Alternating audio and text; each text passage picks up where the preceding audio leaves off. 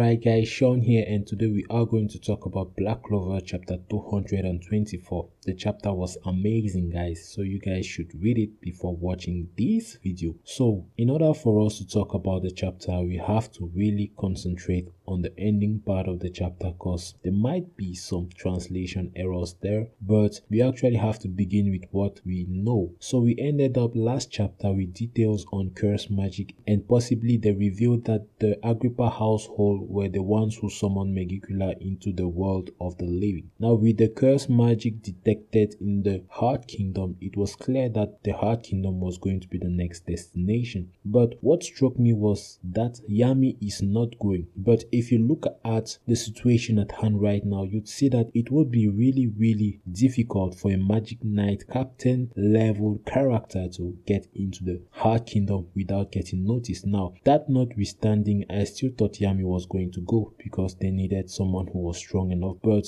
at the very least, I believe since Finral is there, if anything happens, they could bail out and return to the kingdom unless his spell is actually nullified. Now with info regarding Gordon remaining with his family and trying to gain info on hex magic, I believe what Nathan Agrippa told us was just part of the story, and Gordon might actually come later on with the other part of the story because it was clear that his wife, Gordon's mom, was trying to hide something, especially when the granny talked about Megicula. So that in itself was really interesting. I believe Gordon could actually get the secrets of the hex magic and the deal they actually struck with Megicula. So that would be really interesting if he actually comes up with a lot more details as to how to pinpoint or locate Megicula. Now Languis is up, and it is clear at this point that Finral wants Finesse for himself and also wants to be the head of House Vote. Now in order for Finral to do this, he actually has to prove himself worthy of being the next family head, which Languis doesn't seem to have a problem with, but obviously has a bad mouth and doesn't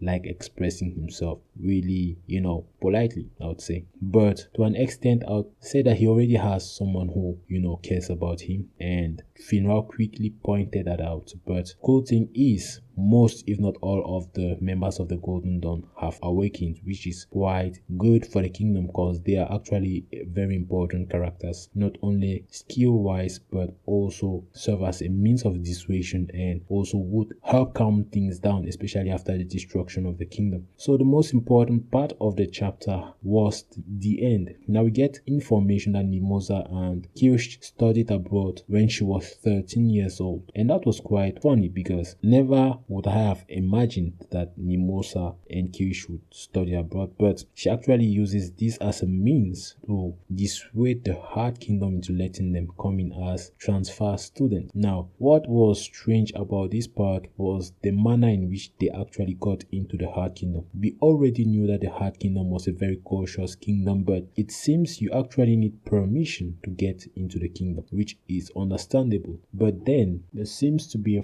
fog at the edge of the kingdom. Then there was also the reveal that they seem to have lined their borders with trap magic, which makes it impossible for Henry to get in. Henry, by the way, needs a lot of energy, or mana should I say, and having him go through trap magic is going to be extremely difficult. So that's why Asta, Nova, Finral and Mimosa were the ones who left, because Mimosa could only get permission for 4 of them to get into the Heart Kingdom. Now the scenery is stunning, and it seems to be a much more natural based kingdom, with the buildings constructed close to the river that flows through the forest as it was stated. So they seem to be nature lovers, and I loved it. But the striking part about the chapter was what was said about the queen. First, that she is equivalent to the Magic Knight squads combined of the Clover Kingdom. That would mean that single-handedly she could take out Yami and all the other captains, and possibly even Julius Novachrono. That is massive news. After hearing this, I kind of thought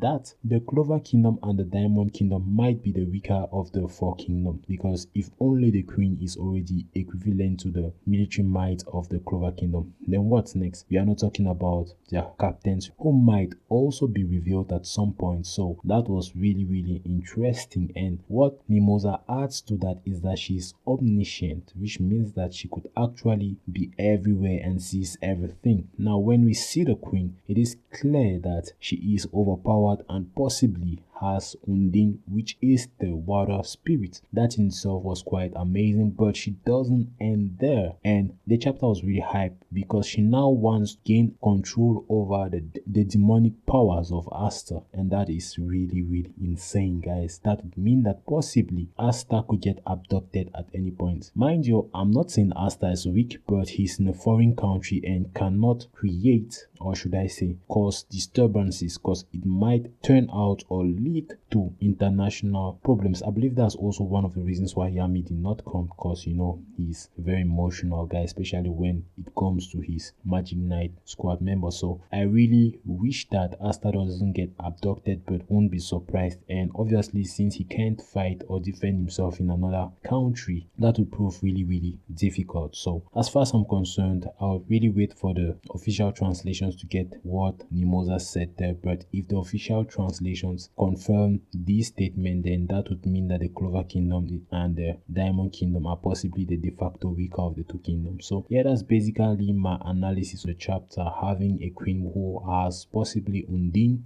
had me worried, and you know, asked myself why Yuno wasn't there. But to an extent, this story is about Asta, so I really love to see how things fell off in that regard. So let me know your thoughts about this chapter in the comment section. Subscribe to the channel to become part of the Blizzard crew. Like the video if you liked it, especially if you believe the content was worthwhile. And if you have any suggestions, let me know in the comment section. As usual, I'm your host Sean, and this is goodbye. Ciao.